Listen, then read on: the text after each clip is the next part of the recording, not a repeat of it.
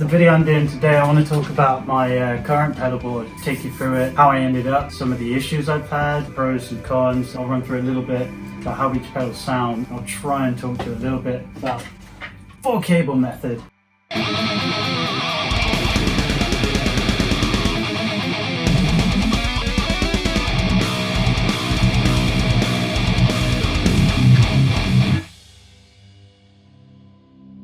Welcome to my YouTube channel. This is my first video. Let's see what happens. My name's Ben Thomas. I've been playing and touring in bands for about 10 years, probably more. I've got hardcore punk and metal bands. I figured at the moment I've got so much cool stuff coming up with my current band, Venom Prison. Do a few videos, just share with you about the gear I use, the pedals I use, pedalboard setup, how I build it, why I use the pedals I do, tour diary, Asia this year, Australia, Europe, which is kind of what you can expect on this. So at the moment I'm running on a Pedaltrain. This is a pretty big board. It's one of their bigger ones. It's a Novo 24.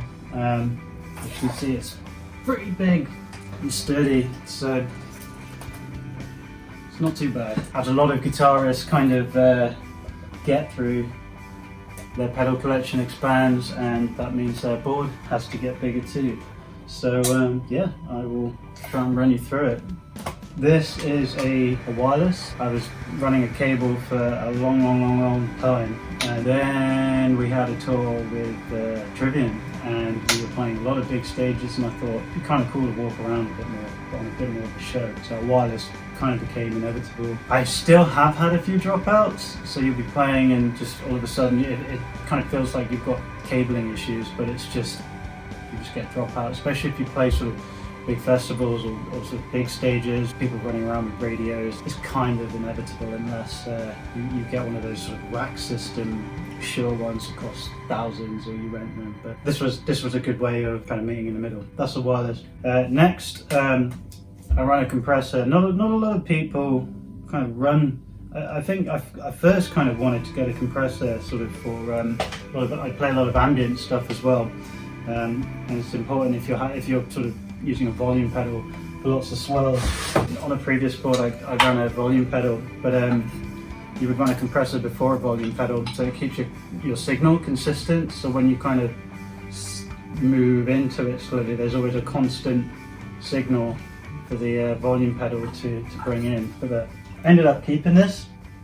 It just kind of helps boost it. It sort of boosts the low end a little bit. But the Dyna Comp, this is an MXR Dyna Comp. It has kind of a particular sound. In fact, this MS3 tries to emulate it a little bit, but this has stayed on because it's just nothing quite like the real thing. From there, we go to the wah pedal.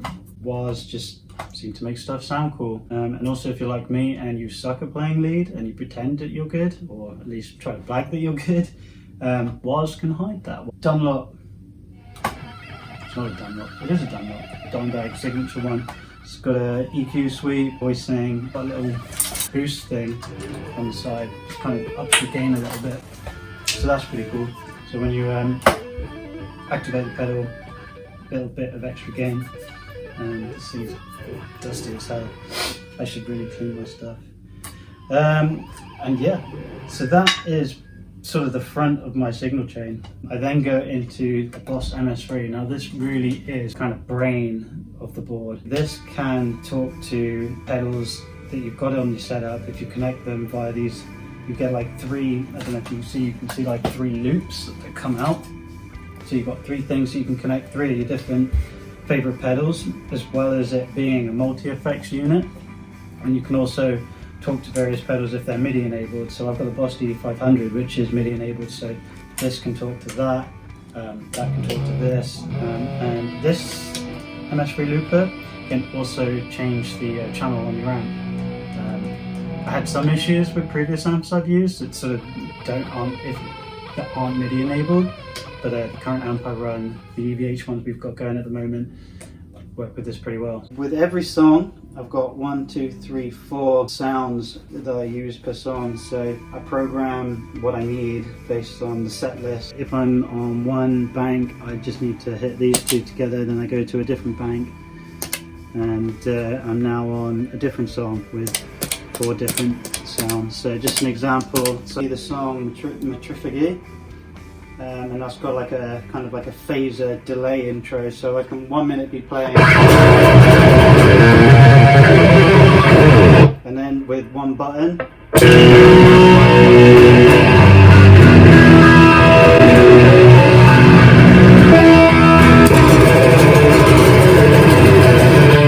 and it just switches back. So before I used to have to tap dance and hit a phaser, delay, kick them off really quickly to get back to the main channel. But with this, I can just hit one button and go. So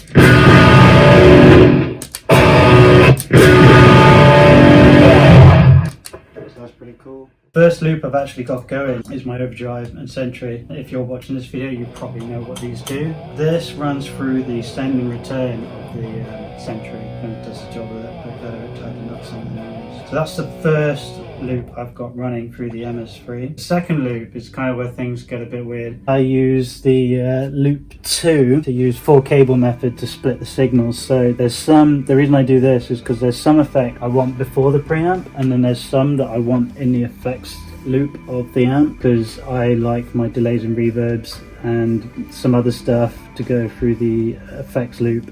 And some things before, and that basically means that I can go in on the MS3 and program some of the onboard effects of this. I can then move before loop 2, which means that if I put it before loop 2, it's now before the preamp, and if it's after loop 2, it's now within the effects loop. That's half the reason why I've done that, is because I love some delays at the front of the preamp and some within the effects loop.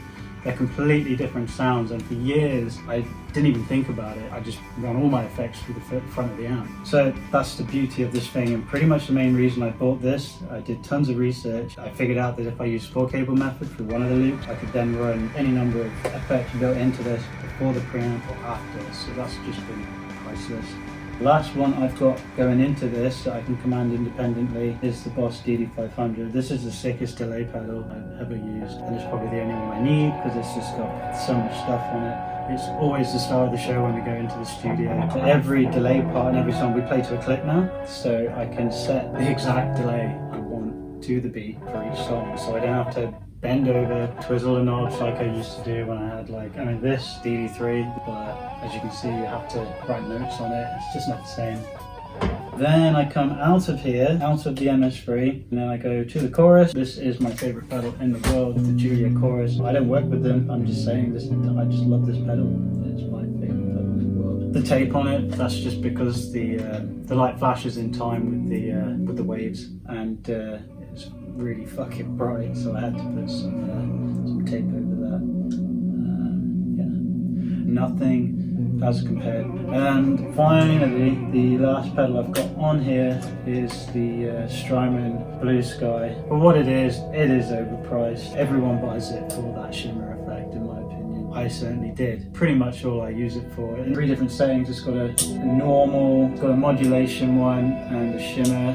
It's got plate, room, and spring. I think it is a digital pedal, but it sounds just amazing. That shimmer sound, there's just nothing like it. I've listened to so many different shimmer effects, and this one just sounds the best. So that is my board, and this is just an old tobacco tin with lots of picks.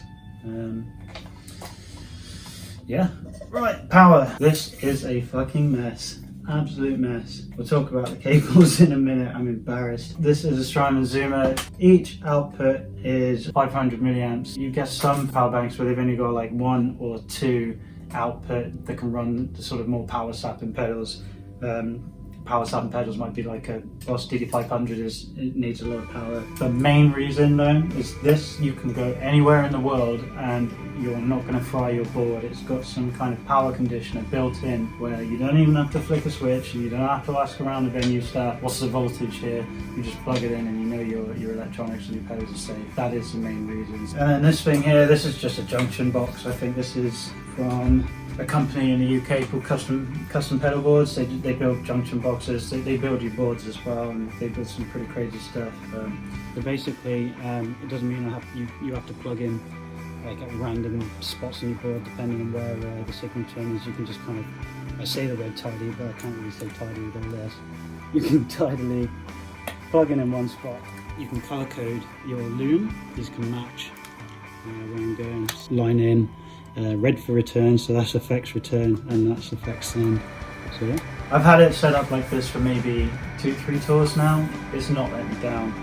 This is just a reading light. I think I got them off Amazon for £10. So yeah, I just leave those on so that when there's smoke and there's no light on stage, I can still see what I'm doing to get the sounds I want. I think that's pretty much it. I want to say a big thank you to Jake Owens for doing the intro and the outro. That's not my editing or my photography. Go check out Jake Owens' photography. Does weddings, bands, portraits, modelling, and it's pretty good looking.